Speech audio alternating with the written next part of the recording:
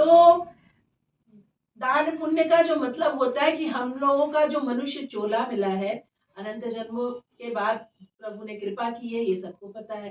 कृपा करने के बाद जो हम लोगों को ये चोला मिला है, उस चोले से हम लोगों को अपने लक्ष्य की प्राप्ति करनी है। हमारा लक्ष्य क्या है? हमारा लक्ष्य है भगवत प्राप्ति। ठीक है, यही लक्ष्य है, ये दिमाग में बिठा लीजिए, दूसरा कोई लक्ष्य नहीं है, पहली बात। दूसरी बात है, अब इस लक्ष्य की प्राप्ति हमें कैसे होगी? इस लक्ष्य की प्राप्ति हमें कैसे होगी? दान पुण्य करके, भगवान का मन से भजन स्मरण रूप ध्यान करते हुए, बस यही है और कुछ नहीं है। मन से रूप ध्यान करना है, उनका स्मरण करना है, कीर्तन करना है। एक बात ये हो गई। दूसरी बात हो गई है, हमारा न जाने किन किन लोगों से लेन देन है, ना जाने किन किन लोगों से लेन देन है, तो वो लेन देन हमको पूरा करना है। अब वो तो हमको पता नहीं कि किन किन का लेन देन है। तो अब ये क्या है, हमारा कहीं भंडारा चल रहा है, कहीं सत्कर्म हो रहा है, कहीं कुछ हो रहा है, तो हमने वहां पे दान दे दिया। अब जो दान दे दिया तो वो उस दान के धन से प्रसाद आएगा। जब वो प्रसाद आएगा तो सबको बांटा जाएगा। जब सबको बांटा जाएगा तो जाने अनजाने आपका भी तो प्रसाद गया दिया हुआ धन से। किसी का ज्यादा होता है, किसी का कम होता है, तो वो दिया गया कि नहीं दिया गया? तो जिससे दिया गया तो वो आपके कर्मा कटे। वैसे तो आप 1:1 होके तो दान कर नहीं सकते, पता नहीं किसका लेना देना है। इसीलिए कहा जाता है कि कहीं भी दान पुण्य हो, कहीं भी कुछ हो, उसको मन से मत करिए कि मैं कर रही हूँ। मन से ये बोल के करिए कि प्रभु आप मेरे कर्मा कटा रहे हो। उदाहरण के तौर पर जैसे हम लोग अपने बच्चों से रक्षाबंधन पे बहन को राखी का पैसा दिलाते हैं, भैया दूज का पैसा दिलाते हैं, बच्चों को एक लिफाफा पकड़ा देते, बेटा दीदी को दे देना। तो ना बेटे ने कमाया है ना बेटी ने कमाया।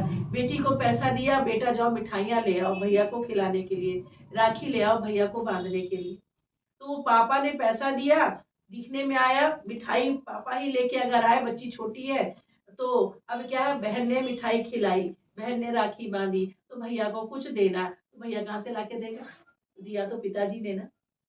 समझ में आ रही है? बहुत मोटी मोटी बातें बता रही हूँ, समझ लीजिए, अपने जीवन में उतार लीजिए। अब वो तो एक दूसरे को देना लेना हो गया, करने वाला तो भगवान था ना, पिताजी थे ना उन्होंने। तो ऐसे ही हम लोगों को भी जो हम लोगों का लेना देना होता है वो भगवान स्वयं कराते हैं। तो इसलिए हमको उस चीज पे हाथ नहीं पीछे खींचना कि मेरा है मैं क्यों करूं, मैं क्यों करूं। आपको ये भी पता है कि आज आपका कल पहला नहान होगा, वहां उनवासी का हो गया है, कल पहला नहान माघ की खिचड़ी का होगा। यहाँ लाखों लाखों लाखों लोग वहां पर आते हैं, किसी को नहीं पता वो चावल नया चावल, नया वो नया चावल है, उड़द की दाल है, तिल है, काले तिल है। काला तिल क्या था? कर्मों को ही तो काटता है। शनिदेव को क्या बोलते कि काला तिल चढ़ा दो, तुम्हारे कर्म काले कर्म कट जाएंगे। तो वो नहीं जानते हुए भी मुट्ठी मुट्ठी भर चावल सबको दान देते हैं कि हमारे कर्म कटे।